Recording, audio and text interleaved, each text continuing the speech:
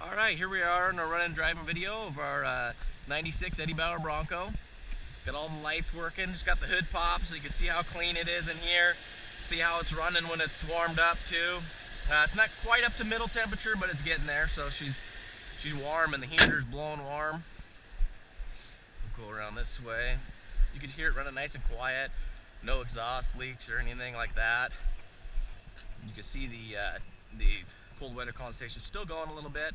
I'll show you the temperature in there. I think it's high 40s, around 50-ish. So it's still cold out. Not as cold as some of you guys in the Midwest or East Coast, but I'll go for a drive and then hop out again, and you'll see it's all just cold weather stuff. No whiteness, white and black, or you can't hide those babies. All right, so we're gonna go ahead and turn off the four ways. I forgot the faceplate at the shop, but you know, it'll come with it. It's a nice newer unit. Hear the blower motor working real nice. AC blows cold. Got your horn.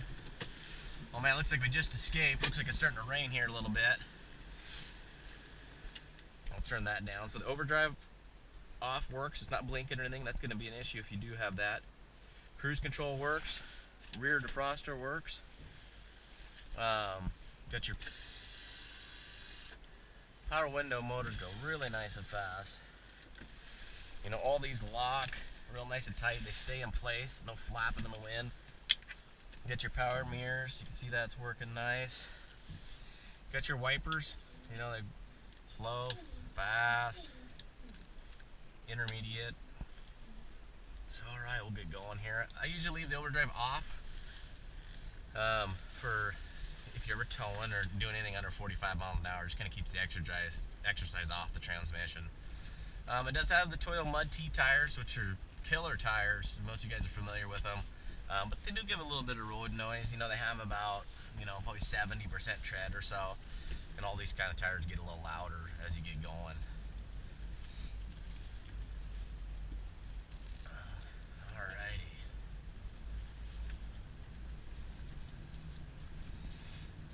Steers really nice and tight. You can see all the gauges working. See, I'll turn the steering column works really nice. There's no wobble in the steering wheel or anything like that. Brakes nice and straight. It doesn't pull or grind or, you know, shimmy. Some of these trucks will shake like crazy when those rotors get warped. But that's more common on like the F-250 trucks and stuff like that tow a lot and get hot. So I'm gonna get you out on the highway here. I'm gonna go ahead and turn the overdrive on.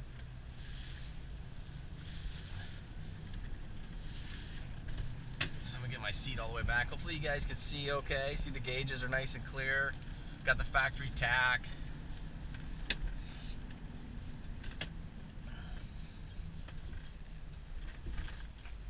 Alright, gonna come to a stop here. And we're gonna get it going, just medium throttle. Doesn't have any rattles or anything, soaks up bumps nice.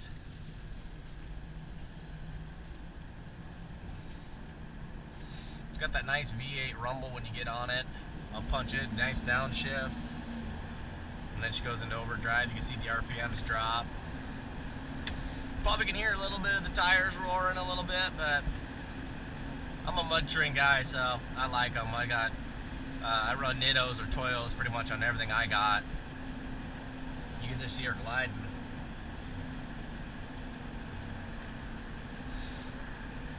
Floor it again.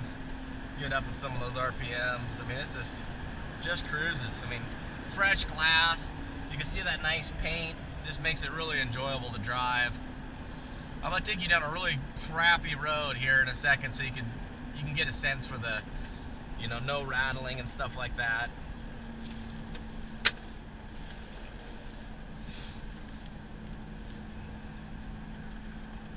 Give it a little more juice. I mean, this is nice and quiet. I mean, this thing's killer. These Broncos are just getting to be super hard to find nowadays, especially in all original condition. But the Eddie Bauers are just, man, they're just, I don't know what happened, but they're just rare now. You know, some people laugh at me when I say, hey, that's a rare truck. You know, they look at it as just a late mid-90s Bronco, but it's true. They're hard to find. I mean, a lot of them been modified. But there's the bump there. Here's a joint in the road. You know, I'm doing 30 potholes. I'll try to get those soaked up. Here's another joint in the road. Just soaks them up nice. But yeah, I mean, it's just a lot of them have been lifted or wrecked or repainted. Or the paint's just blown off of them. You know, it's just hard to find these things. You know, with low ownership and you know, under 76,000 miles. I consider low miles for 20 years old. You know, it's you know, what is that usually? That's like, you know, 8,500 miles a year or something like that. But like any of these trucks, most of the miles got accumulated in the first 10 years, and then the last 10 years they usually become a secondary vehicle, or you know, people kind of keep them in the garage and use them on weekends and stuff like that. And now they're really become collector vehicles. So I'm just taking you through these little S-turns here, these tight corners, so you can see there's no binding. It just glides through these things, easy to steer. A lot of potholes and patch jobs on this road, so it's always good to go on a test ride on this thing. Man, about all you can hear rattling is my camera in the center console and that little metal plate you got for Jasper. But so I'm going to pull over up here and show you the clean running exhaust. I mean, we're about up to normal. You know which one a short drive.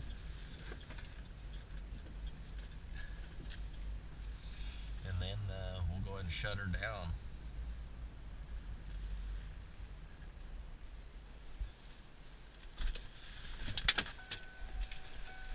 Alright.